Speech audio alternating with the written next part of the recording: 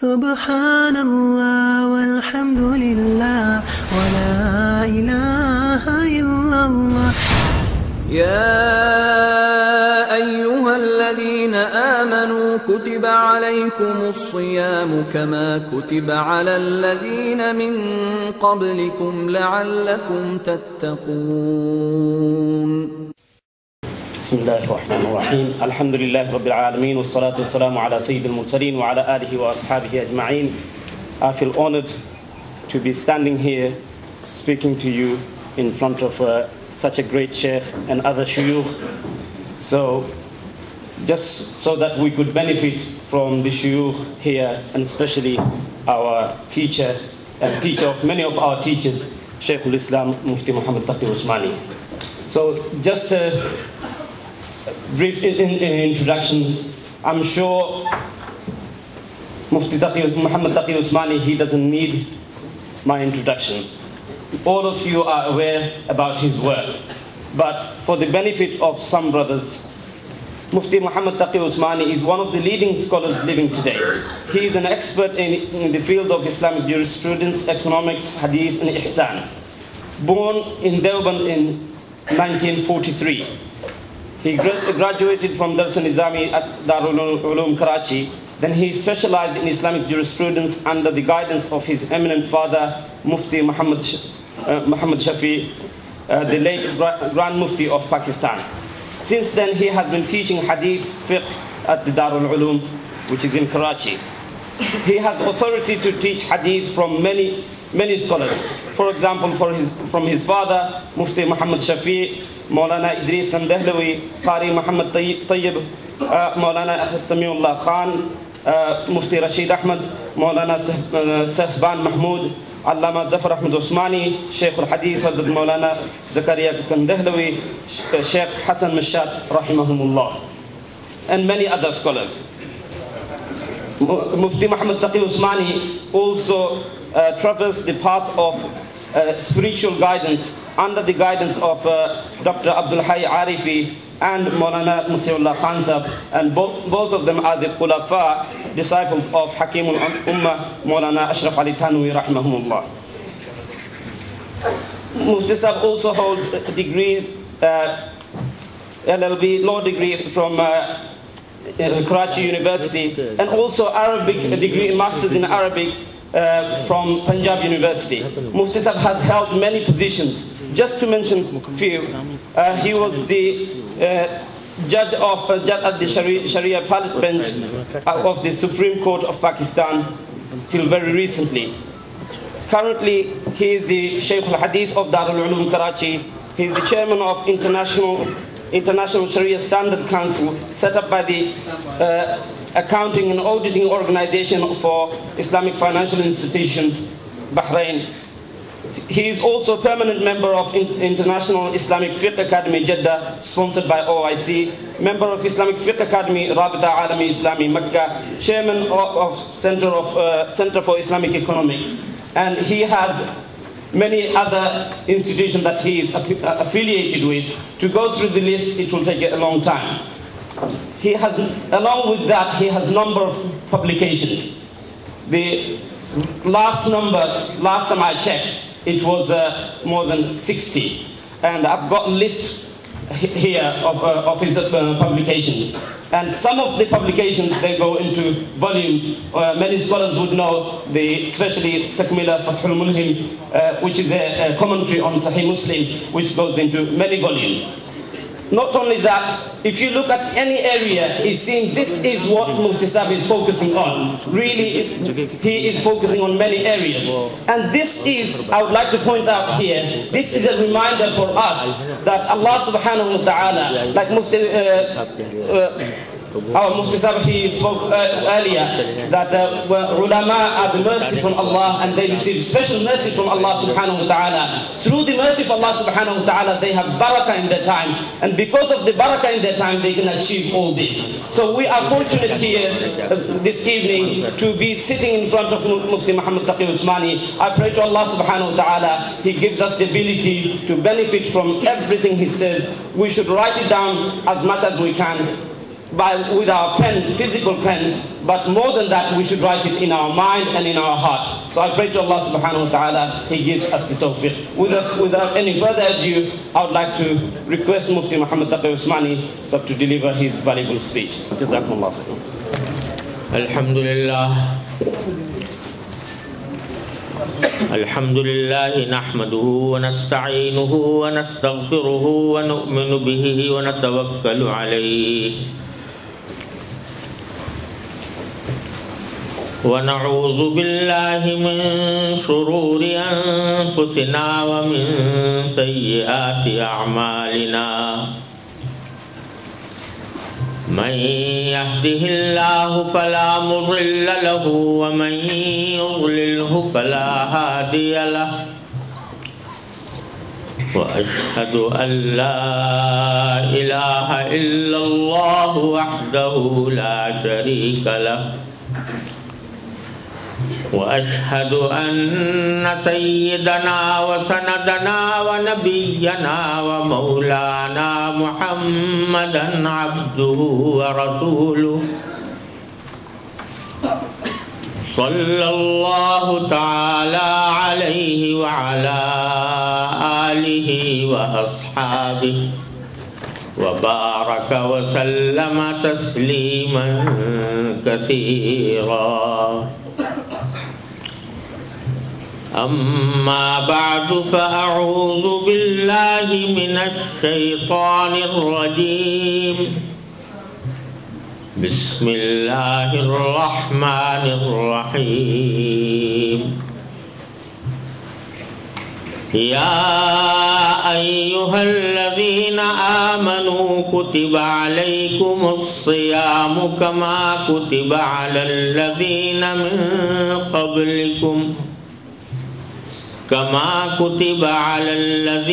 من قبلكم لعلكم تتقون.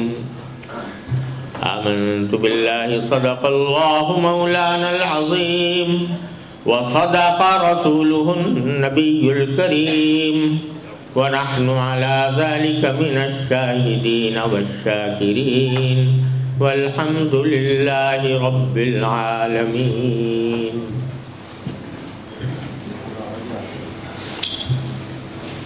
میرے محترم بزرگوں اور دوستوں، یہ میرے لیے بڑی خوشی اور سعادت کا مقام ہے کہ آج آپ حضرات کے ساتھ ملاقات کا بھی موقع مل رہا ہے اور کچھ گزارشات پیش کرنے کی بھی مجھے دعوت دی گئی ہے. مجھ سے فرمایا گیا کہ آج کے اس خطاب کا موضوع رمضان المبارک اور اس سے صحیح فائدہ اٹھانے اور اس کو اپنے لیے ایک نقطہ انقلاب بنانے کا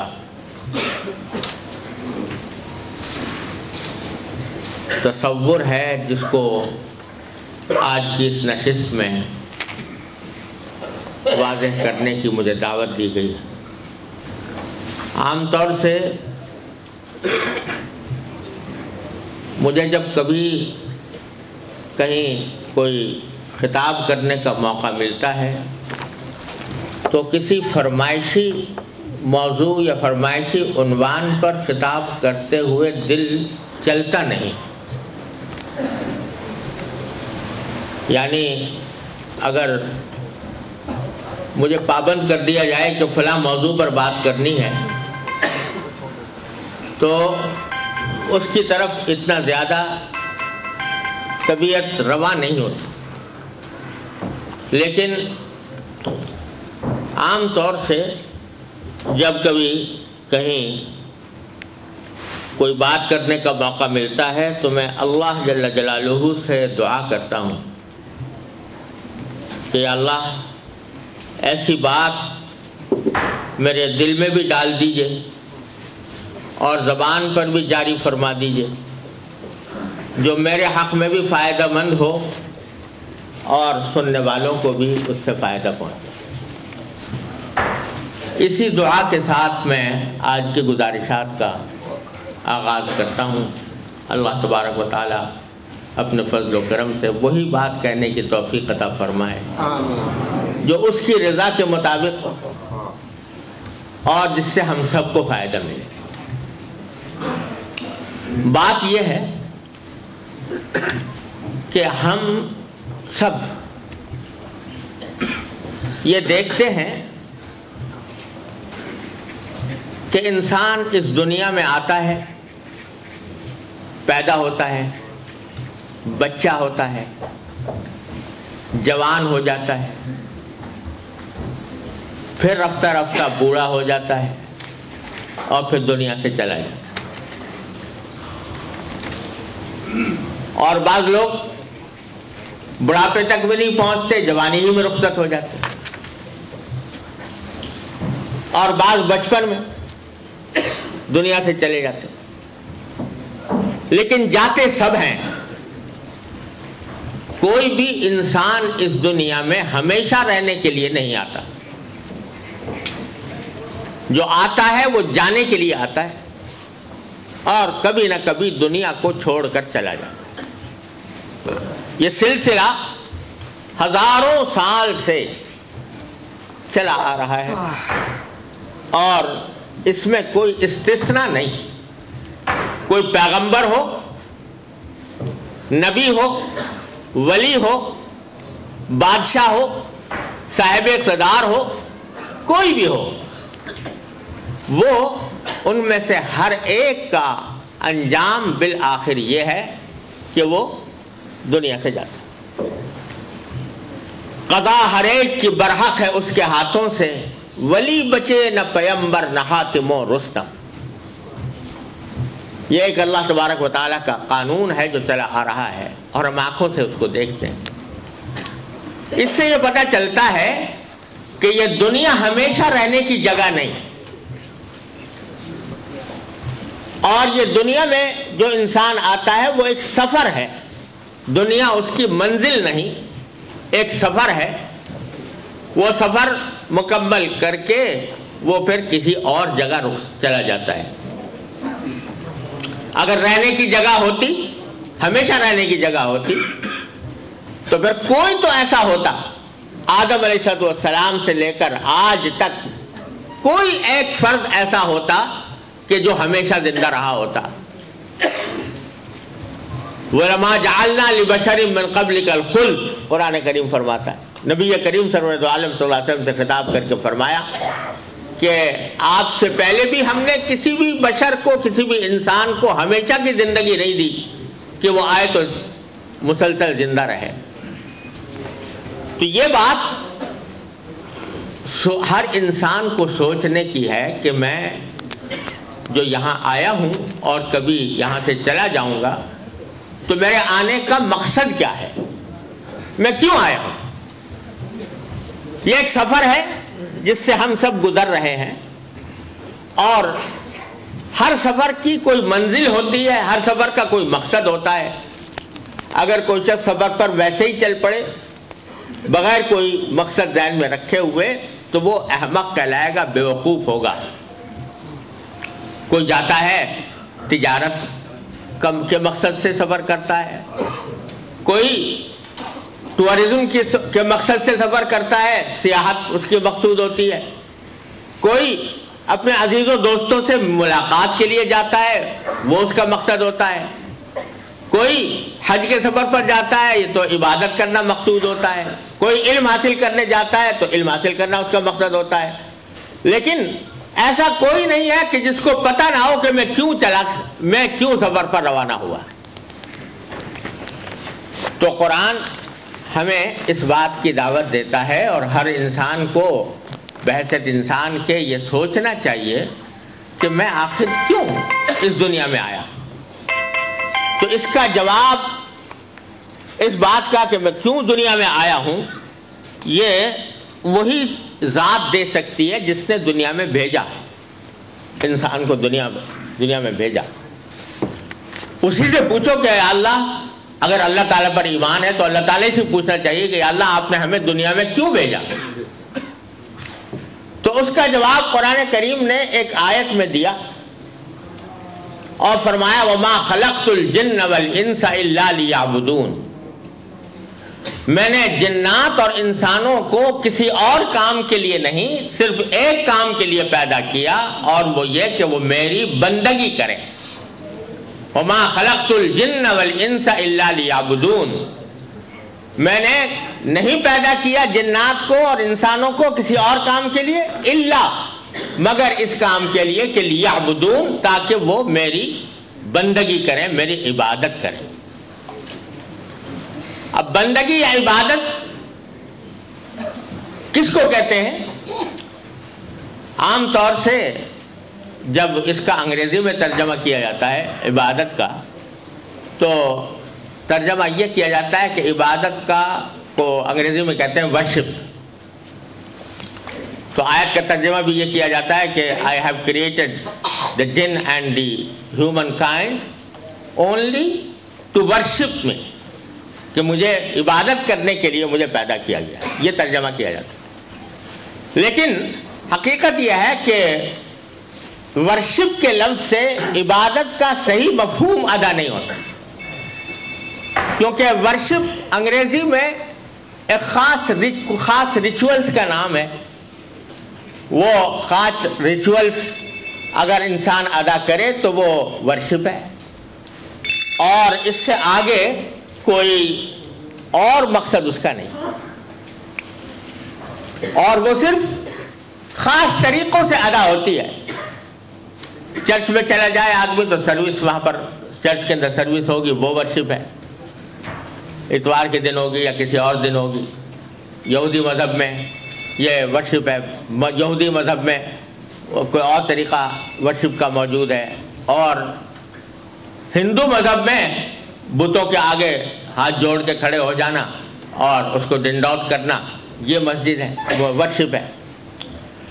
لیکن قرآن جس کو عبادت کہتا ہے، اور جس چیز کا نام عبادت قرآن کریم نے رکھا ہے، جس کو انسان کی زندگی کا بنیادی مقصد قرار دیا ہے، وہ عبادت بڑا وسیع اور بڑا ہمہ گیر مفہوم رکھتی ہے۔ اس عبادت کے معنی یہ ہے کہ انسان اللہ کا بندہ بن جائے۔ اللہ کا بندہ یعنی اللہ کی بندگی کرنے والا، جس کے معنی یہ ہوتے ہیں کہ جیسے پہلے زمانے میں غلام ہوا کرتے تھے، سلیو جو غلام ہوا کرتے تھے، تو ان کا کام یہ ہوتا تھا کہ وہ اس کا جو ماسٹر ہے سلیو کا، وہ جو کوئی کام کرنے کو کہے گا وہ انجام دے گا، جس چیز کو کا حکم دے دے گا وہ کام کرے گا۔ دیکھیے، جو آدمی کسی دوسرے کی کوئی خدمت کرتا ہے یا سروس کرتا ہے، اس کی کئی قسمیں ہوتی ہیں۔ ایک نوکر ہوتا ہے یا امپلائی ہوتا ہے۔ وہ امپلائی کسی خاص کام کے لیے رکھا جاتا ہے کہ میں نے اس کو دکان پر اپنے ملازم امپلائی رکھا ہے، یہ میرے دکان کی دیکھ بھال کرے گا، یہ دفتر میں کوئی خاص کام انجام دے گا، یا کوئی خاص وقت اس کا مقرر ہوتا ہے، اس خاص وقت کے اندر 8 گھنٹے کی ڈیوٹی دے گا، یہ امپلائی ہے۔ لیکن اس کام سے ہٹ کر اگر اس کا جو امپلائر ہے وہ اگر کسی اور کام کے اوپر اس کو کا حکم دے تو وہ اس کا پابند نہیں۔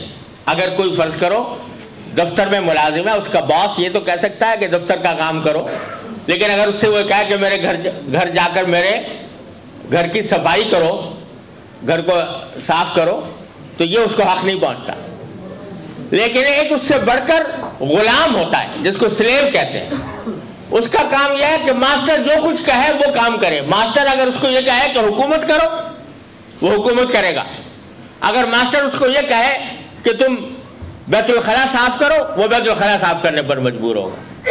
یہ غلامی کا تصور ہے۔ لیکن اس سے بھی آگے ایک اور چیز ہے جس کو بندہ کہا جاتا ہے، اور وہ اللہ کا بندہ، کہ غلام اور تو ہر بات کی تعمیل کرتا ہے لیکن اس کو سجدہ نہیں کرتا، اس کی عبادت نہیں کرتا، بلکہ وہ صرف اس کے احکام کی تعمیل کرتا ہے۔ اور بندہ وہ ہے جو اس سے بھی آگے کہ اللہ تبارک و تعالیٰ کا جو حکم بھی آ جائے اس حکم کے اوپر وہ سر تسلیم خم کر دے، سر جھکا دے، اپنے آپ کو سرنڈر کر دے، اور جس طرح اللہ تبارک و تعالیٰ کا حکم ہے اسی کے مطابق زندگی گزارے. اس کا نام ہے بندگی، اس کا نام ہے عبادت. لہذا عبادت صرف مسجدوں کے ساتھ خاص نہیں، بلکہ عبادت زندگی کے ہر شعبے میں ہے. جب ایک شخص تجارت کر رہا ہے اور تجارت کے اندر وہ اللہ تعالیٰ کے احکام کے مطابق تجارت کرتا ہے تو وہ بھی اللہ کی بندگی کر رہا ہے. کوئی ملازمت کر رہا ہے تو ملازمت کے اندر جب وہ اللہ تعالیٰ کے احکام کی پابندی کے ساتھ ملازمت کرتا ہے تو وہ بھی اللہ تعالیٰ کی بندگی کر رہا ہے. اللہ تعالیٰ نے فرمایا کہ سود مت کھاؤ، سود کو چھوڑ دو. تو اب جو شخص کے اللہ تعالیٰ کے حکم کو مانتے ہوئے سود کو چھوڑ رہا ہے وہ بھی بندگی کر رہا ہے، وہ بھی عبادت کر رہا ہے. اگرچہ اس کو آپ انگریزی میں ورشپ نہیں کہہ سکتے، لیکن وہ اللہ تبارک و تعالیٰ کی بندگی ہے کہ اللہ تعالیٰ کے حکم کی تعمیل ہے، اس کی اطاعت ہے. یہ ہے بندگی اور عبادت جس کے لیے انسان کو پیدا کیا. اور بندگی میں ایک خاص اہم بات یہ ہے کہ جب اللہ تبارک و تعالیٰ کا کوئی حکم آ جائے تو بندے کو یہ حق نہیں پہنچتا کہ اللہ میاں سے یہ پوچھے کہ اللہ یہ حکم آپ نے مجھے کیوں دیا، اس کی کیا وجہ ہے، اس کی کیا حکمت ہے. یہ بات پوچھنے کا حق نہیں رکھتا کوئی شخص. بے شک اللہ تعالیٰ کے ہر حکم میں حکمت ہے، فائدہ ہے، اور اس کا اللہ تعالیٰ کا ہر حکم کسی نہ کسی فائدے پر، مصلحت پر مبنی ہے.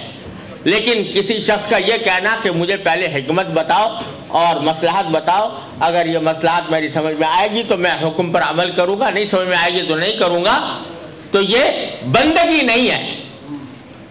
اور میں تو اس لیے میں کہہ رہا ہوں کہ آج کل عام طور پر جب شریعت کا کوئی حکم لوگوں کو بتایا جاتا ہے تو آج کل یہ سوال بکثرت ہوتا ہے. لوگ پوچھتے ہیں کہ اس حکم کے پیچھے لاجک کیا ہے، اس کے پیچھے لاجک بتاؤ کیا ہے.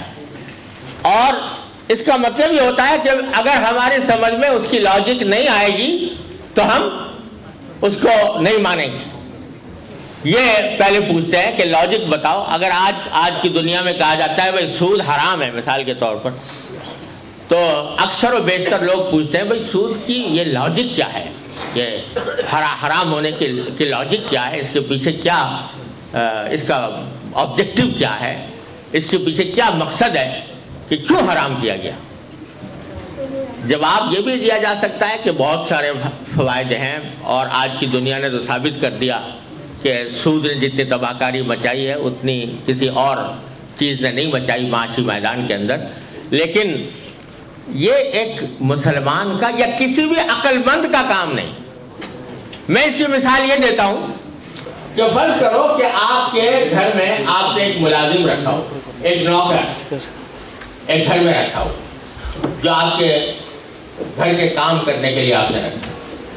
آپ اس نوکر سے کہتے ہو کہ بھائی میرے لیے 10 کلو گوشت لے کر آؤ بازار سے. تو جواب میں اگر وہ یہ کہے کہ صاحب کیوں لاؤں، پہلے آپ مجھے لاجک بتائیے 10 کلو کیوں لاؤں. آپ تو 2 آدمی گھر میں ہیں اور 2 آدمیوں کے لیے تو آدھا کلو گوشت بھی کافی ہو سکتا ہے. آپ جو 10 کلو منگا رہے ہیں تو پہلے مجھے لاجک بتاؤ، اور پھر اگر میری لاجک سمجھ میں آ جائے گی تو لاؤں گا، ورنہ نہیں لاؤں گا. اگر کوئی نوکر، آپ کا نوکر آپ سے یہ بڑے سوال کرے، آپ کیا کرو گے؟ وہ نوکر اس لائق نہیں ہے کہ اس کو نوکری پر رکھا جائے، اس کو کان پکڑ کر باہر نکال دیا جائے گا کہ تجھے یہ حق نہیں پہنچتا کہ مجھ سے پوچھے کہ میں کیوں 10 کلو منگوا رہا ہوں. میں جانوں، میرا کام جانے. تمہیں یہ حق نہیں پہنچتا کہ تم مجھ سے یہ پوچھو کہ میں نے یہ حکم کیوں دیا. آپ اپنے نوکر سے یہ بات برداشت نہیں کرتے، کوئی بھی نہیں کرتا.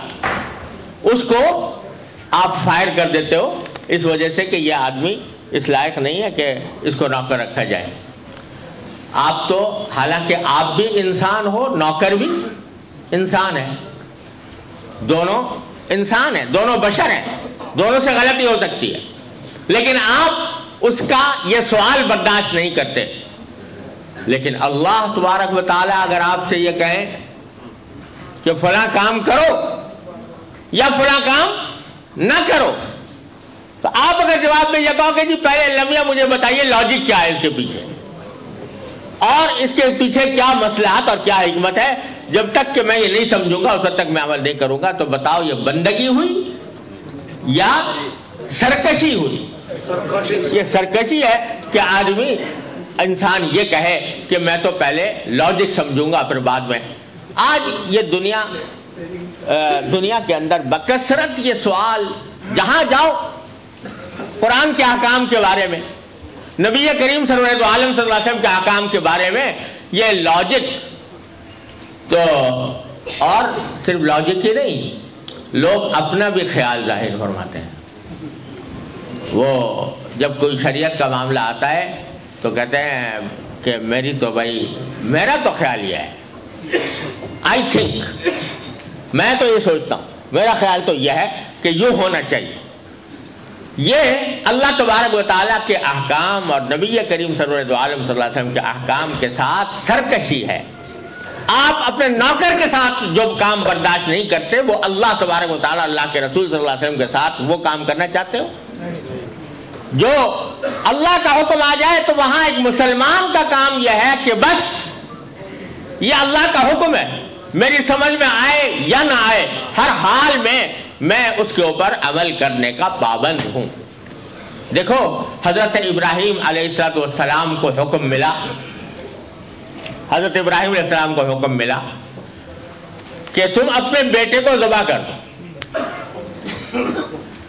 اپنے بیٹے کو یعنی حضرت اسماعیل علیہ السلام کو ذبح کرنے کا حکم ملا.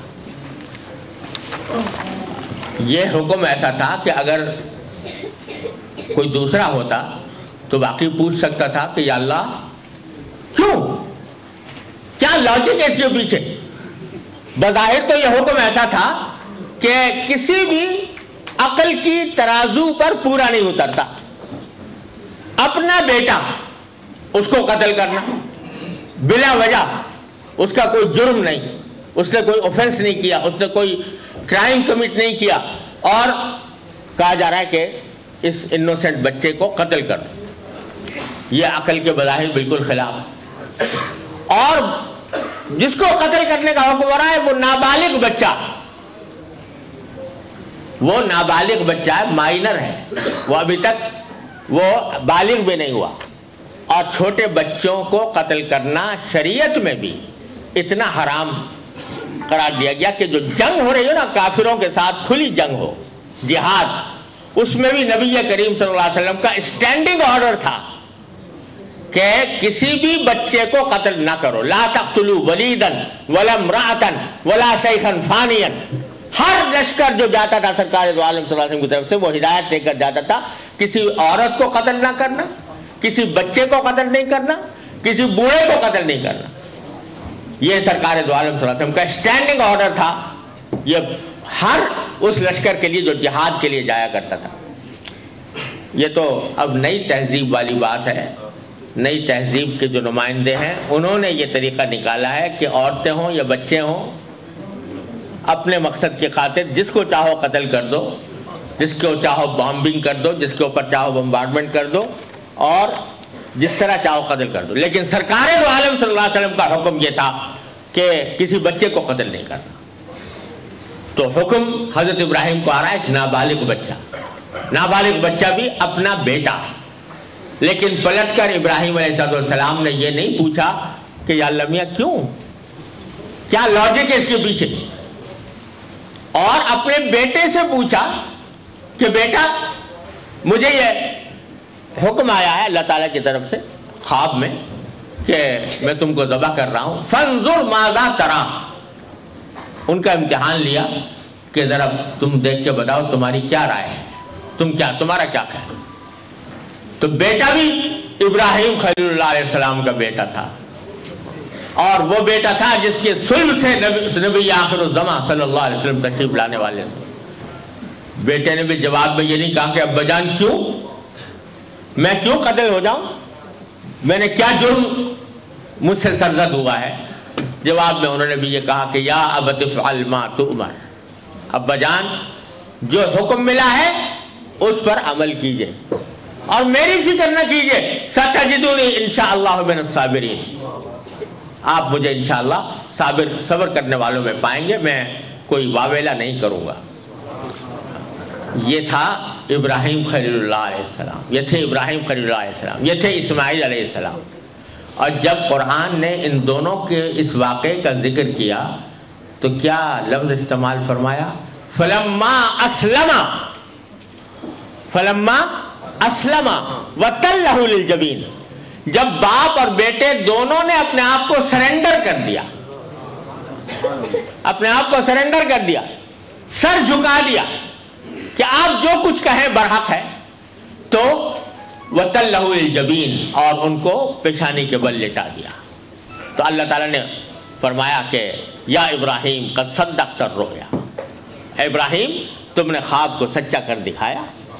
اور اسی کو دوسری جگہ فرمایا کہ قال له ربه اسلم قال اسلمت لرب العالمین.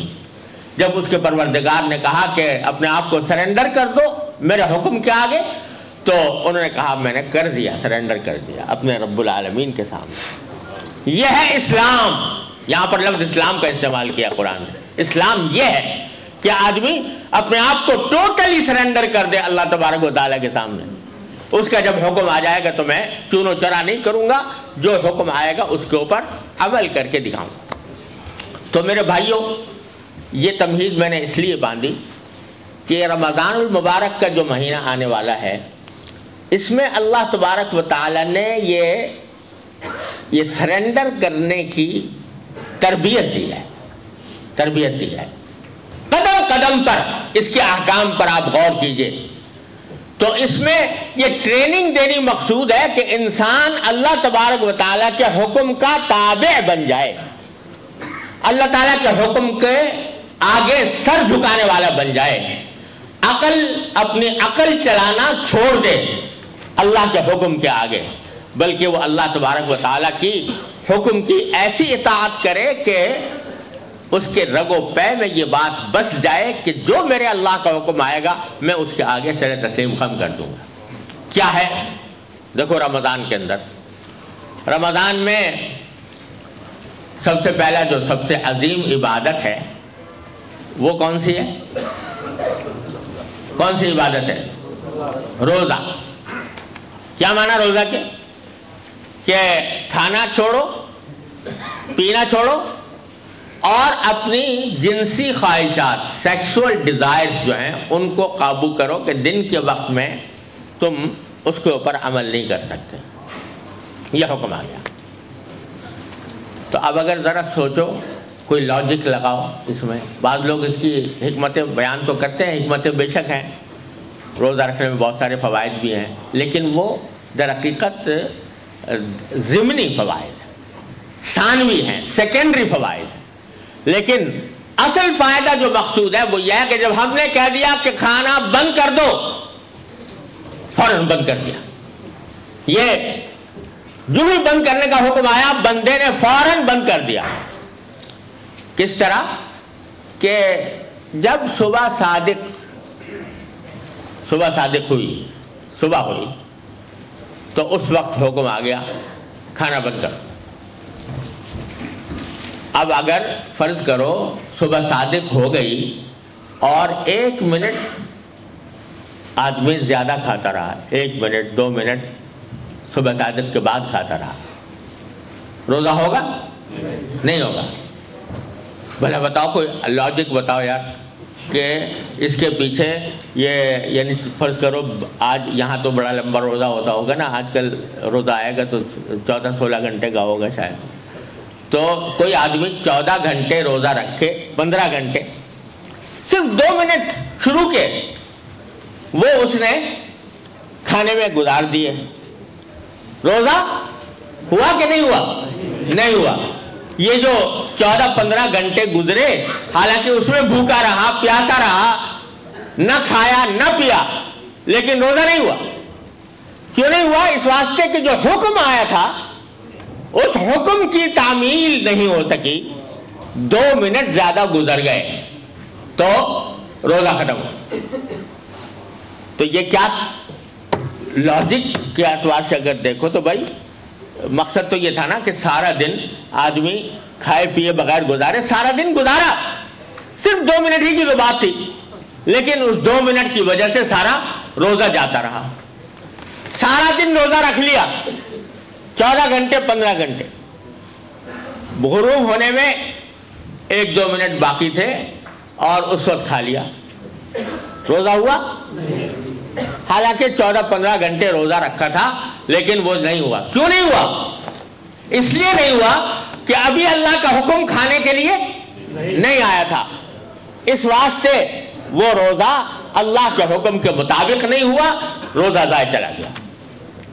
اب اگر کوئی شخص اس کے اوپر فلسفہ نکالے، کوئی اس کی فلسفی تلاش کرے، اس کی لاجک کیا ہوئی، تو لاجک سوائے اس کے کچھ نہیں ہے کہ یہ بتلانا ہے، اس بات کی ٹریننگ دینی ہے کہ جس لمحے ہمارا حکم، جو حکم آ جائے، تمہارا کام یہ ہے کہ اس کی اتباع کرو، اس کو مانو، اس کے اوپر عمل کرو. وہ کرو گے تو بندے ہو اللہ کے، اور اگر وہ نہیں کرو گے تو بندگی کے خلاف ہے، تمہاری زندگی کے مقصد کے خلاف. اور سنیے، آپ نے یہ بات سنی ہوگی اور ہر روزے دار تقریباً جانتا ہے یہ بات کہ جب افطار کا وقت ہو جائے، روزے کے افطار کا وقت ہو جائے، اس کے بعد حکم یہ ہے، سنت یہ ہے کہ جلد از جلد افطار کرو، دیر نہ کرو افطار کرنے میں، جلدی سے جلدی کرو. اسی لیے حدیث میں اس کی تاکید فرمائی گئی ہے کہ جب افطار کا وقت آئے تو جلدی افطار کرو، دیر نہ کرو. چاہے پانی پی لو، ایک کھجوری کھا لو، لیکن افطار جلدی کرو. اب یہ عجیب بات ہے کہ ایک طرف تو کہا جا رہا تھا کبھی کھاؤ نہیں، پیو نہیں، لیکن جب افطار کا وقت آیا تو کہ جلدی کھاؤ، جلدی پیو. یہ اگر کھانا اور ہم کھانے سے روکنا مقصود تھا، بھوکا پیاسا رکھنا مقصود تھا، تو بھائی تھوڑا سا اور اگر بھوکا پیاسا رہ جائیں تو کیا خرابی، اور بھی اچھی بات معلوم ہوتی ہے بظاہر کہ اللہ کے لیے کچھ اور دیر. لیکن کیوں بتلانا یہ مقصود ہے کہ نہ تمہیں کھانا رکھنے میں کوئی اجر ہے، نہ تمہارا کھانا کوئی مقصود ہے، نہ بھوکا رہنا مقصود ہے. اصل مقصود یہ ہے کہ ہمارے حکم کو مانو. ہمارا حکم جب تک تھا کہ کھانا مت کھاؤ، جب ہمارا حکم آ گیا کہ کھاؤ، تو اب کھانا تمہارے لیے ضروری ہو گیا، اب جلد از جلد کھاؤ. اور اسی لیے صوم الوصال حدیث میں آتا ہے کہ نبی کریم سرور عالم صلی اللہ علیہ وسلم کی خصوصیت تھی کہ آپ مسلسل روزے رکھتے تھے. یعنی ایک روزہ بھی ختم نہیں ہوا، دوسرا روزہ شروع ہو گیا، رات کو بھی روزہ، اگلے دن بھی روزہ. لیکن صحابہ کرام کو منع کر دیا، تمہارے لیے جائز نہیں، تم مت رکھو. کیوں؟ تمہارے لیے حکم یہ ہے کہ جب افطار ہو جائے تو افطار ہوتے ہی تم اللہ کے حکم کے مطابق کھانا شروع کر دو. تو نہ کھانے میں کچھ رکھا ہے، نہ بھوکا رہنے میں کچھ رکھا ہے، جو کچھ ہے ہمارے حکم کی تعمیل میں ہے، ہمارا حکم ماننے میں ہے.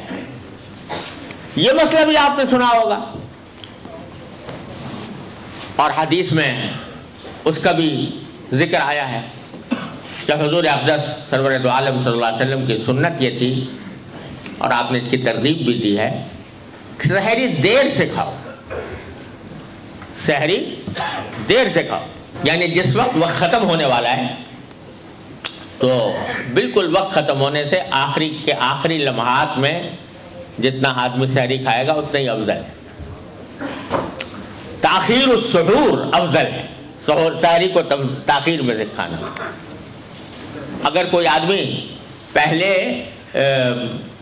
سحری کھا لے रात को आधी रात को खा के सो जाए तो नाजायज़ तो नहीं है, लेकिन सुन्नत के खिलाफ। सुन्नत यह है, मुस्तहब यह है, सहरी का जो वक्त है उससे बहुत पहले खा के अगर कोई सो जाए तो रोज़ा तो हो जाएगा, लेकिन सुन्नत के खिलाफ होगा, मुस्तहब के खिलाफ होगा। क्यों? इसलिए कि हमारा हुक्म अभी, खाना छोड़ने का हुक्म अभी नहीं आया। उस वक्त छोड़ो खाना, उस वक्त छोड़ो जब हमारा हुक्म आ जाएगा कि छोड़ दो, उससे पहले मत छोड़ो। इसलिए सहरी में ताख़ीर, सहरी के अंदर ताख़ीर अल्लाह का हुक्म दिया गया। तो ये ट्रेनिंग इस बात की दी जा रही है कि बंदा अगर अल्लाह का बंदा बनने के लिए, अल्लाह तबारक व तआला की बंदगी करने के लिए तुम्हें इस बात का मुज़ाहरा किया जा रहा है कि जो कुछ है वो अल्लाह तबारक व तआला के हुक्म की तामील में है। जब वो कहे कि खाओ तो खाओ, जब वो कहे कि रुक जाओ तो रुक जाओ। अपनी तरफ से, अपनी अकल से कोई काम नहीं करना, अल्लाह तबारक व तआला के हुक्म की तामील में करना है। यह है फ़लसफ़ा जिसके तहत अल्लाह तबारक व तआला ने रमज़ान के अंदर इसकी ट्रेनिंग हमें आपको दी है।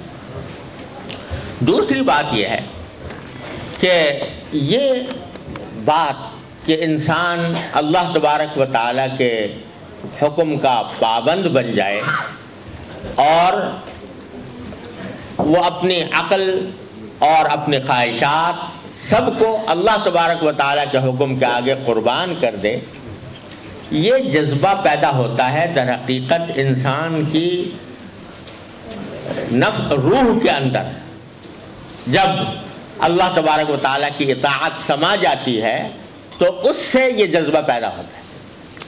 लेकिन होता यह है कि अगरचे अल्लाह तबारक व तआला ने हमें आपको अपनी इबादत के लिए पैदा किया था, लेकिन हमारी ज़रूरियात को मद्देनज़र रखते हुए अल्लाह तबारक व तआला ने हमें बहुत से दूसरे कामों की भी इजाज़त अता फरमा दी कि तुम तिजारत भी कर सकते हो, मुलाजमत भी कर सकते हो, रोज़ी भी कमा सकते हो, बहन भाइयों से, अपने अजीज़ व अक़ारिब से मिलजुल भी सकते हो, दोस्तों अहबाब से भी मिल सकते हो, तफरी भी कर सकते हो जायज़ हुदूद में रहते हुए।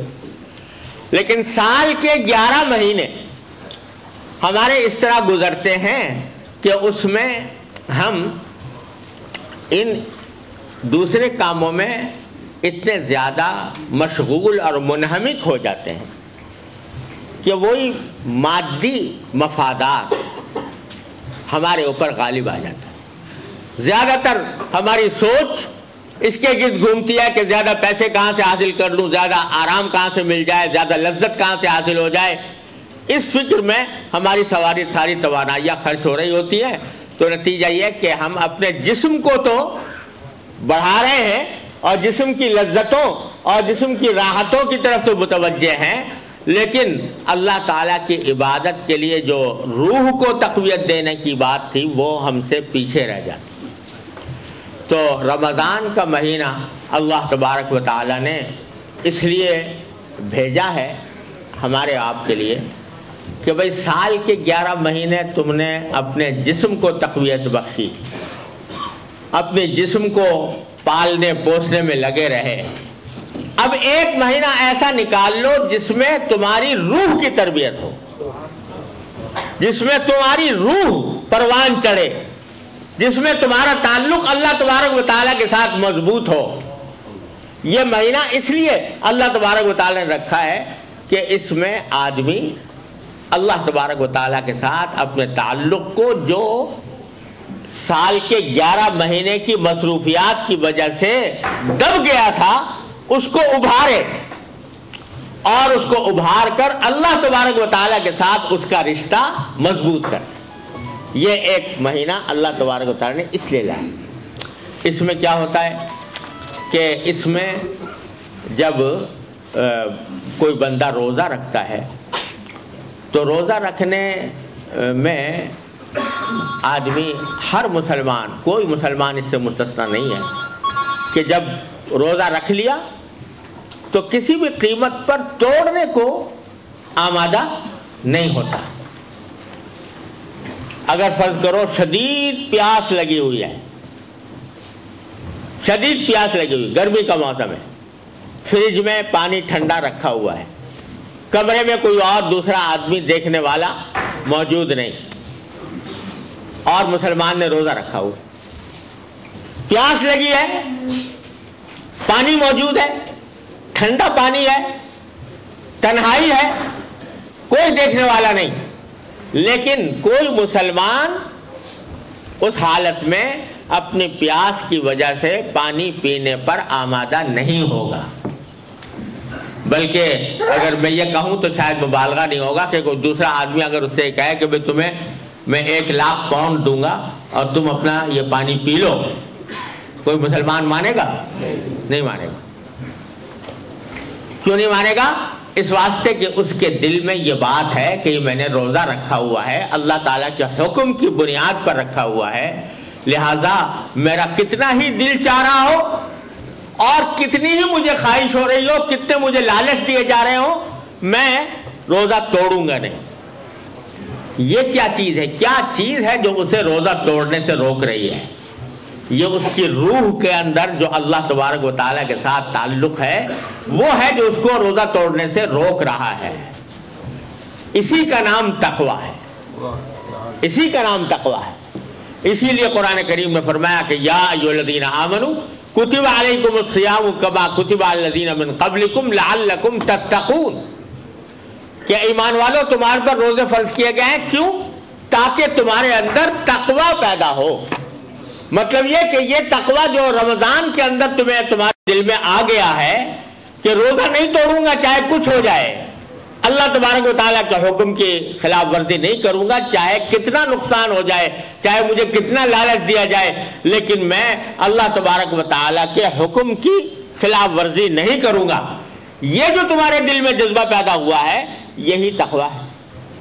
تو اسی کو آگے بڑھانے کے لیے، اس کی ٹریننگ دینے کے لیے اللہ تبارک و تعالیٰ نے یہ رمضان کا مہینہ بھیجا ہے، تاکہ تمہیں اس بات کی ٹریننگ حاصل ہو کہ اللہ کے حکم کے آگے اپنی خواہشات کو قربان کرنا پڑے گا تو قربان کروں گا، اپنے مفادات کو قربان کرنا پڑے گا تو کروں گا۔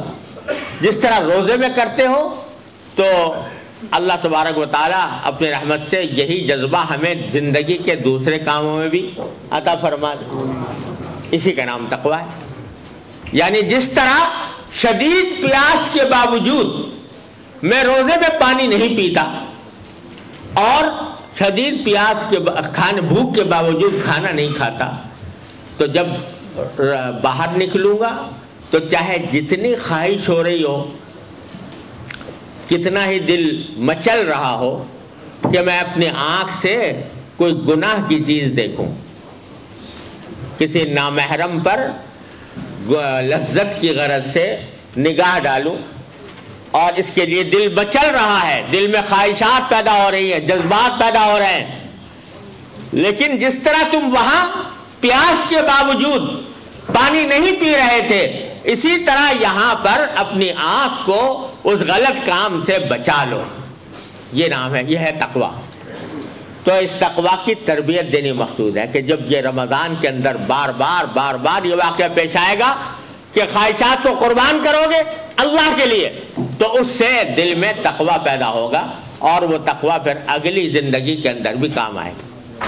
تو رمضان کی کہ عبادتوں میں اگر آپ دیکھو اور اس کے اوپر غور کرو تو یہ بڑے عظیم ٹریننگ کا زمانہ ہے، تربیت کا زمانہ ہے، نفس کی تربیت کا، روح کی تربیت کا، انسان کے اخلاق اور اعمال کی تربیت کا زمانہ اللہ تبارک و تعالیٰ نے رکھا ہے۔ دن کے وقت میں روزہ ہے اور رات کے وقت میں اللہ تعالیٰ کے بارگاہ میں تراویح کی نمازیں ہیں، اور اس کو آسان کرنے کے لیے، ٹریننگ کو آسان کرنے کے لیے اللہ تبارک و تعالیٰ نے کچھ اسباب ایسے پیدا فرما دیے ہیں کہ فرمایا کہ شیطانوں کو بند کر دیا جاتا ہے اس زمانے میں، تاکہ وہ بہکانے کی صلاحیت ان کی کمزور پڑ جائے اور وہ انسان کو بہکا نہ سکے۔ تو تمہارے لیے یہ آسانی اللہ تبارک و تعالیٰ نے پیدا فرما دی ہے۔ اور آج کل ایک رسم چل پڑی ہے استقبال رمضان کی، اس کے لیے محفلیں منعقد ہوتی ہیں، جلسے ہوتے ہیں، تقریبات ہوتی ہیں. مجھے تو اندیشہ ہے کہیں یہ بھی کوئی بدعت کی شکل اختیار نہ کر لے. لیکن رمضان کا استقبال حقیقت میں یہ ہے کہ آدمی یہ سمجھے کہ یہ مہینہ جو آ رہا ہے اس کو میں اپنی روح کی تربیت اور اللہ تبارک و تعالیٰ کے ساتھ تعلق کی مضبوطی کے لیے استعمال کروں گا. یہ آدمی پہلے سے اس بات کا تہیہ اور اس بات کا عزم کرے تو یہ ہے صحیح استقبال رمضان کا. اور اس کا طریقہ یہ ہے کہ یہ رمضان جیسا میں نے عرض کیا صرف روزہ رکھنے اور تراویح پڑھنے کی حد تک محدود نہ رہنا چاہیے، بلکہ پہلے سے آدمی 2 کاموں کا اہتمام کرے تو انشاءاللہ یہ انسان کی زندگی میں بڑی خوشگوار تبدیلی لانے کا ذریعہ بن سکتا ہے. 2 باتیں. ایک بات یہ کہ اس رمضان کے مہینے میں اس بات کا تو پکا عزم کر لے انسان کہ اس پورے مہینے میں انشاءاللہ کوئی گناہ نہیں کروں گا. ورنہ آپ سوچئے کہ رمضان کے مہینے میں آدمی نے اللہ تعالیٰ کے حکم کی خاطر کھانا چھوڑ دیا، پانی چھوڑ دیا. کھانا حلال تھا کہ حرام تھا؟ حلال تھا، مگر حلال کو بھی چھوڑ دیا. پانی پینا حلال تھا کہ حرام تھا؟ حلال تھا، مگر اللہ کے لیے چھوڑ دیا. جو چیزیں پہلے ہی سے حرام ہیں، جو روزے میں یا غیر روزے میں دونوں میں حرام ہیں، اگر وہ نہ چھوڑی تو پھر وہ روزہ کس کام کیسا ہوا؟ مثلا جھوٹ بولنا حرام تھا، جھوٹ بولنا روزے میں نہ چھوڑا. غیبت کرنا حرام تھا، غیبت کرنا روزے میں نہ چھوڑا. کسی کے اوپر نامحرم پر لذت لینے کی نگاہ غرض سے نگاہ ڈالنا حرام تھا، وہ نہ چھوڑا. کسی کو لڑائی کرنا، جھگڑا کرنا، دوسرے کو تکلیف پہنچانا عام حالات میں بھی حرام تھا، وہ نہ چھوڑا. تو بھائی جو حلال چیزیں تھیں وہ تو چھوڑ دی رمضان میں، لیکن جو پہلے ہی سے حرام تھی وہ نہ چھوڑی. تو یہ کیسا روزہ ہوا؟ اس سے تقویٰ کیسے حاصل ہوگا؟ تو تقویٰ اس وقت حاصل ہوگا جبکہ حلال چیزیں تو چھوڑی ہیں، حرام چیزیں بھی چھوڑو. اس بات کا عزم کرو کہ کم از کم اس رمضان کے مہینے میں آنکھ غلط جگہ نہیں جائے گی، زبان کوئی غلط بات نہیں بولے گی، کان کوئی غلط بات نہیں سنیں گے، اور منہ میں کوئی حرام لقمہ نہیں جائے گا. یہ کیا بات ہوئی کہ سارا دن تو روزہ رکھا اور افطار کیا حرام غذا سے، ایسے آمدنی سے جو حرام تھی اس سے افطار کیا. دھوکہ دے کر فرض کرو کمائی حاصل کی، وہ حرام. سود کھا کر کمائی حاصل کی، وہ حرام. قمار کے ذریعے حاصل کی یا اور کسی غیر شرعی طریقے پر حاصل کی، وہ حرام. تو روزہ تو رکھا سارا دن اور افطار کیا حرام سے، تو وہ کیسا روزہ ہوا؟ اس سے کیسے تقویٰ پیدا ہوگا؟ لہذا اس بات کا اہتمام کرو کہ اللہ تعالی ہم سب کو اس کی اپنے فضل و کرم سے توفیق عطا فرمائے. رمضان کا مہینہ اس طرح گزرے گا کہ کوئی گناہ نہیں ہوگا، اور اس کے لیے اپنی پوری ہمت کا مظاہرہ کرنا ہوگا کہ اسی طرح جیسے شدید پیاس میں پانی پینے سے پرہیز کرتے ہو، اسی طرح گناہ کے ارتکاب سے بھی پرہیز کر کے دیکھو کرو. تو یہ رمضان کا مہینہ اس کی تربیت اور اللہ تعالیٰ کے ساتھ تعلق مضبوط کرنے کا بہترین ذریعہ بنے گا. یعنی یہ تہیہ کر لیں کہ رمضان کا مہینہ اس طرح گزرے گا، اور اگر کسی کی آمدنی میں کچھ ناجائز عنصر شامل ہے، नापाक, नाजायज़, हराम उनसुर शामिल है। कम से कम ये तय कर ले कि रमज़ान के महीने में मेरा जो खाना होगा वो हलाल आमदनी से होगा, चाहे उसके लिए किसी से कर्ज ही लेना पड़े, लेकिन कर्ज लेकर खा लूँगा, लेकिन हराम चीज़ नहीं खाऊँगा, हराम आमदनी को इस्तेमाल नहीं करूँगा। ये अल्लाह तबारक व तआला अपने रहमत से ये हमें इसके अज़्म की तौफ़ीक़ अता फरमाए। रमज़ान का महीना इस तरह गुजारेंगे, गुनाह नहीं। एक बात। दूसरी बात ये कि रमज़ान का महीना दर हकीकत इसलिए आता है ताकि हमारा अल्लाह ताला के साथ जो ताल्लुक़ दुनियावी मशागिल की वजह से डिस्टर्ब हो गया है उसको बहाल किया जाए, उसको रिस्टोर किया जाए और उसको बेहतर तरीके पर उसके अंदर तरक्की पैदा की जाए। उसके लिए दूसरा काम यह है कि नफली इबादतें जो फ़र्ज नहीं है, वाजिब नहीं है, लेकिन नफली इबादतें आम दिनों से ज़्यादा की जाए। मसलन कुरान करीम की तिलावत, ये बेहतरीन इबादत है, वो जितनी ज़्यादा से ज़्यादा कुरान की तिलावत हो सके वो की जाए। इसी तरह बहुत सी नफली नमाजें ऐसी हैं जो आम दिनों में पढ़ने की तौफीक नहीं होती, तहज्जुद पढ़ने का मौका नहीं मिलता, लेकिन इस वक्त रमज़ान के अंदर ये तय कर लें कि रमज़ान में हम तहज्जुद का भी एहतमाम करें। यानी उसमें आदमी सहरी खाने के लिए तो उठता ही है ना, तो थोड़ा सा पहले उठ जाए और कुछ तहज्जुद की रकतें तहज्जुद की नीयत से पढ़ ले। इशराक तो अव्वाबीन, ये जो नफली नमाजें हैं इनका आम दिनों में एहतमाम नहीं होता, तो आदमी ये सोच ले कि मैं इसमें ज़्यादा एहतमाम करूँगा। तो दो बातें हो गई, एक गुनाहों से बचने का एहतमाम, दूसरा नफली इबादतों की कसरत जिनमें कुरान करीम की तिलावत सरे फहरिस्त है, जितना ज़्यादा हो सके। हदीस में रसूल करीम सल्लल्लाहु अलैहि वसल्लम का मामूल यह आया है कि हर रमज़ान में हज़रत जिब्रील अमीन अलैहिस्सलाम आकर कुरान करीम का दौर किया करते थे हुज़ूर अक़दस सल्लल्लाहु अलैहि वसल्लम। और जिस साल आपकी वफ़ात हुई तो 2 मरतबा दौर किया उस साल।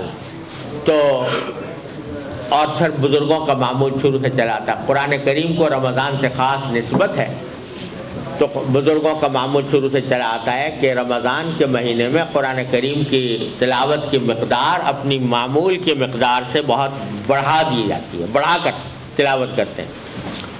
तो ये नफल इबादतों का एहतमाम, गुनाहों से बचना और नफल इबादतों का एहतमाम, ये 2 बातें। लेकिन ये उस वक्त होंगी कि रमज़ान के आने से पहले अभी से इंसान रमज़ान के लिए कुछ प्लानिंग करे, यानी ऐसी प्लानिंग करे कि जिसमें उसको इस बात का के लिए एहतमाम करे कि मुझे रमज़ान में इन कामों के लिए ज़्यादा वक्त मिले। अपनी दूसरी मसरूफियात को जितना कम कर सके बगैर किसी का हक मारे हुए, अगर जितना कम कर सकता है उसको कम करे और नफली इबादतों के औकात को बढ़ाए और गुनाहों से बचने का एहतमाम करे। जो मौक़े होते हैं गुनाहों में मुब्तला होने के, उन मौक़े पर जाने से परहेज़ करें और पहले से इसका मंसूबा बनाए कि रमज़ान के महीने में मैं अपने शब व रोज़ के मामूलात, मेरे दिन रात के मामूलात किस तरह होंगे, पहले से ये प्लानिंग करें। तो जब शुरू होगा रमज़ान तो इंशाअल्लाह इन 2 बातों का जब एहतमाम होगा तो अल्लाह ताला की रहमत से जो इसका असल मकसद है कि इंसान की ज़िंदगी में तब्दीली आए, वो तक़वा की तरफ बढ़े, उसका अल्लाह तबारक व तआला के साथ ताल्लुक़ मजबूत हो, वो इंशाअल्लाह फ़ायदा हासिल होगा।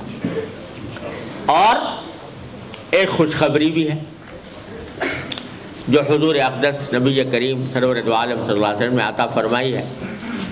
खुशखबरी ये अता फरमाई है कि आपने फरमाया कि मन सलिम लहू रमज़ान सलिमत लहू सना। یعنی جس شخص کا رمضان سلامتی سے گزر جائے اس کا پورا سال سلامتی سے گزرے گا. یہ سرکار دو عالم صلی اللہ علیہ وسلم کا وعدہ ہی نہیں ہے، بشارت ہے، خوشخبری ہے کہ رمضان سلامتی سے گزر گیا تو انشاءاللہ سارا سال سلامتی سے گزرے. تو اگر ہم نے اس کا اہتمام کر لیا کہ یہ رمضان جو آ رہا ہے اس میں ہم ان باتوں کا اہتمام کرتے ہوئے اور اس کو سلامتی کے ساتھ گزار دیں، گناہوں سے بچ کر گزار دیں، اللہ تعالیٰ کے ساتھ تعلق کو مضبوط کر کے گزار دیں، تو اللہ تعالیٰ کی رحمت سے امید ہے، سرکار دو عالم صلی اللہ علیہ وسلم کی خوشخبری ہے کہ انشاءاللہ آئندہ سال بھی اسی سلامتی کے ساتھ گزرے گا. اللہ تعالیٰ اس کی توفیق عطا فرمائے. دیکھو یہ بعض اوقات انسان کی زندگی میں انقلاب اس طرح آ جاتا ہے کہ ایک چھوٹا سا نقطہ انسان کی پوری زندگی بدل دیتا ہے. یہ اللہ تعالیٰ کی طرف سے اس کا کرم ہوتا ہے. اللہ یجتبی الیہ من یشاء ویہدی الیہ من ینیب. اللہ تعالیٰ نے وعدہ فرمایا اللہ تعالیٰ اپنی طرف کھینچ لیتے ہیں جس کو چاہتے ہیں، اور جو اللہ تعالیٰ کی طرف رجوع کرتا ہے اس کو اپنی طرف ہدایت عطا فرماتا ہے. تو میرے شیخ حضرت عارفی قدس اللہ تعالیٰ سرہ، اللہ تعالیٰ ان کے درجات بلند فرمائے، وہ ایک بڑی تسلی کی بات فرمایا کرتے تھے جس سے بڑی تسلی ہوتی. علماء حضرات موجود ہیں، وہ اس کا صحیح لطف محسوس کریں گے. وہ فرماتے تھے کہ اللہ یجتبی الیہ من یشاء، اس میں یشاء کی ضمیر جو ہے تو وہ بظاہر اللہ تعالیٰ کی طرف راجع ہے کہ اللہ تعالیٰ اپنی طرف کھینچ لیتا ہے جس کو چاہتا ہے. حضرت فرماتے ہیں کہ اس میں ایک احتمال یہ بھی ہے کہ یشاء کی ضمیر من کی طرف راجع ہے، یعنی اللہ تعالیٰ کھینچ لیتے ہیں اپنی طرف اس کو جو کھینچنا چاہے. اللہ یجتبی الیہ من یشاء، یعنی جو چاہے کہ مجھے اللہ تعالیٰ کھینچ لے، اللہ اس کو بھی کھینچ لیتے ہیں اپنی طرف. ہاں جو کھینچنا ہی نہ چاہے تو پھر اس کا تو کوئی علاج نہیں، لیکن جو کھینچنا چاہتا ہو کہ اللہ تعالیٰ مجھے کھینچ لے، اس کو اللہ تعالیٰ کھینچ لیتے. تو اس کے معنی کیا ہوئے کہ اگر ہم چاہیں گے کہ اللہ تعالیٰ ہمیں اپنی طرف کھینچ لے تو اللہ تعالیٰ کھینچ لیں گے. اور چاہنے کا مطلب یہ ہے، اللہ کے کھینچنے کا چاہنے کا مطلب یہ ہے کہ قدم بڑھاؤ، ارادہ کرو، ہمت کو تازہ کرو، عزم کو تازہ کرو اور ایک قدم بڑھا دو گے. اللہ تعالیٰ فرماتے ہیں جو میری طرف ایک قدم بڑھ کر آتا ہے میں اس کی طرف 2 قدم بڑھ کے جاتا ہوں. جو میری طرف ایک بالش آتا ہے میں 1 ہاتھ اس کے آگے جاتا ہوں. جو 1 ہاتھ میرے پاس آتا ہے تو میں 2 ہاتھ اس کے آگے جاتا ہوں.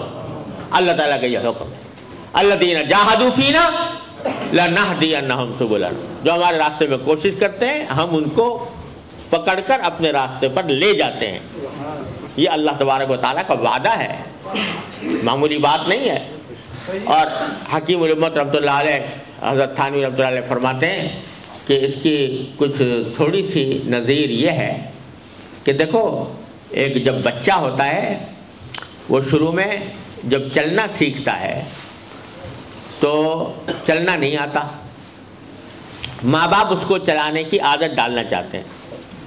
تو ابھی وہ کھڑا ہونا سیکھا ہے، اس نے چلنا نہیں سیکھا، تو ماں باپ اس کو بلاتے ہیں آؤ، اور وہ ڈرتا ہے آتے ہوئے.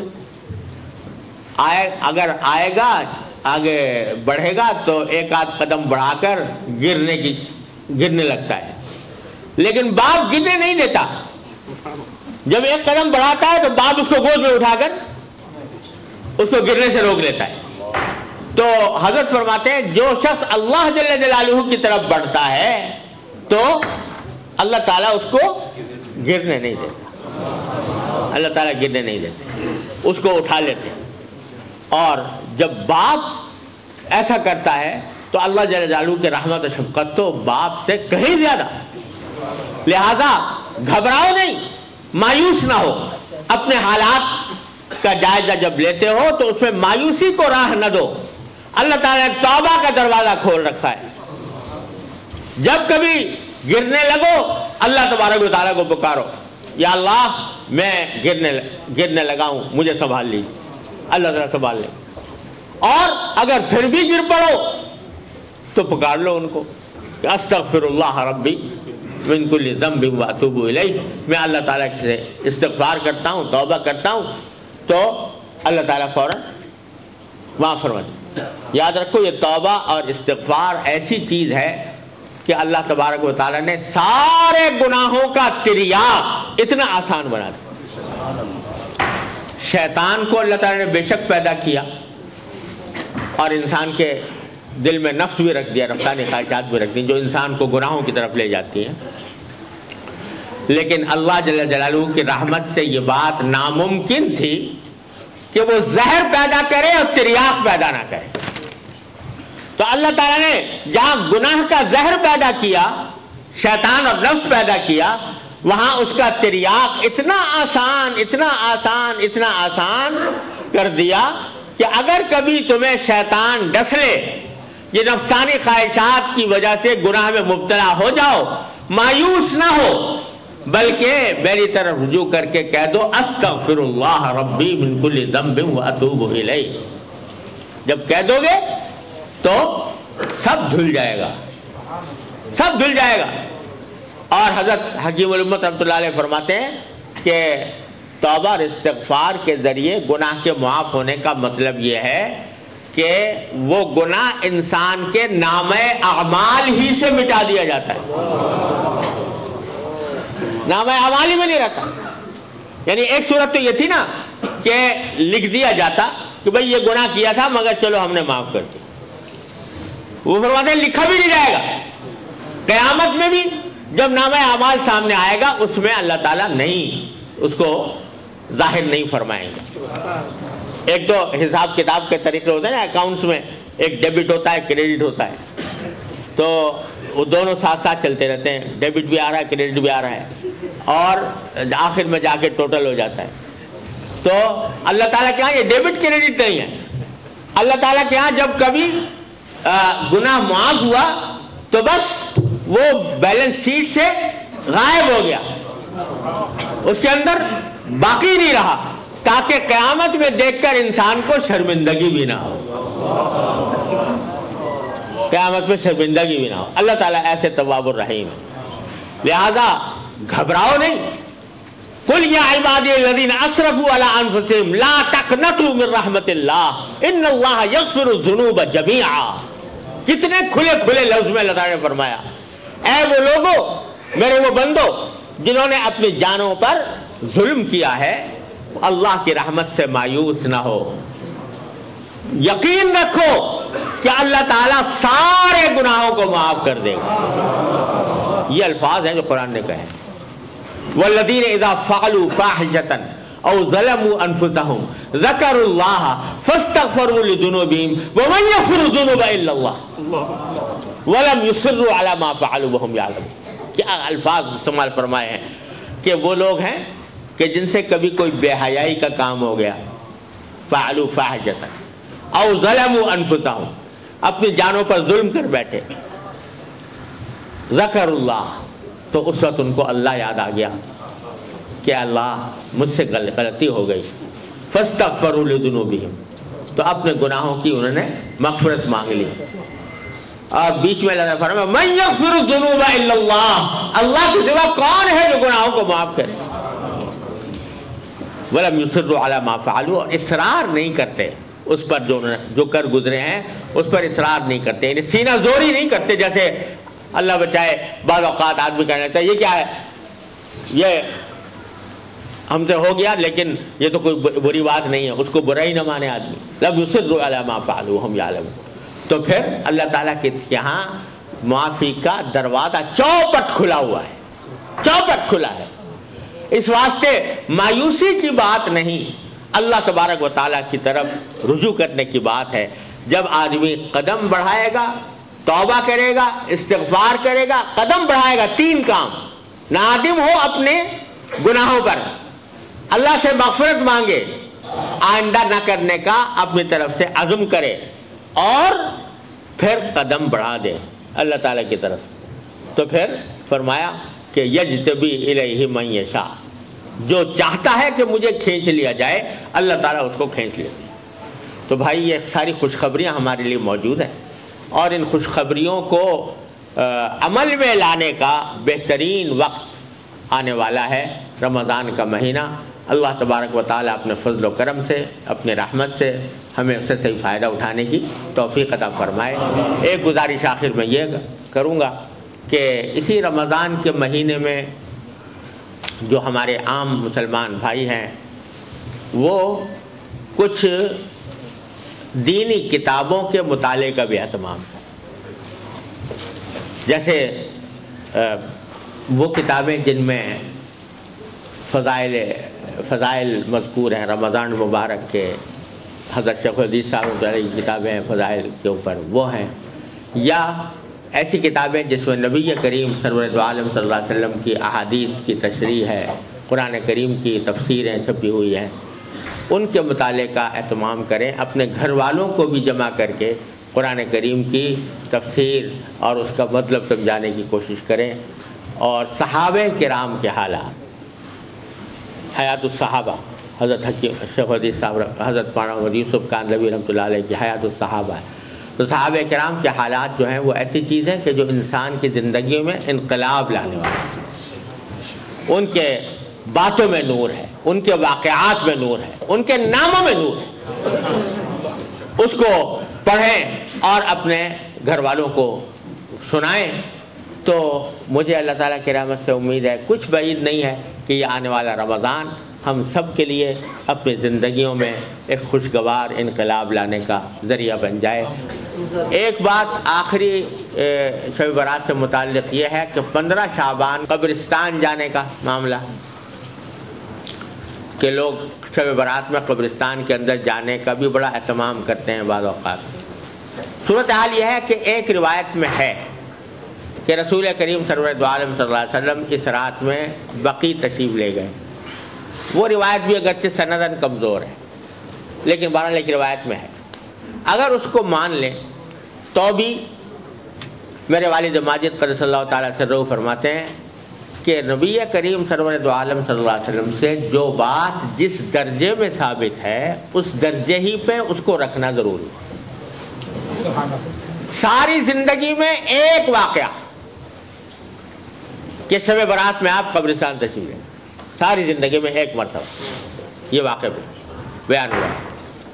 تو میرے والد ماجد رحمۃ اللہ فرمایا کرتے تھے لہذا اس کو کوئی سنت مستمرہ نہیں قرار دینا چاہیے، بلکہ کبھی چلے گئے کبھی نہیں بھی گئے.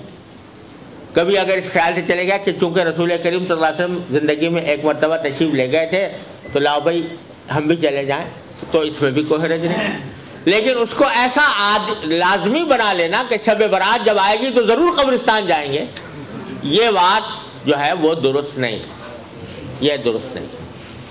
تو اس لیے اگر کوئی چلا جائے تو اس کے اوپر نکیر بھی نہیں کرنی چاہیے بہت زیادہ، لیکن اگر نہ جائے تو بھی کوئی نکیر نہیں.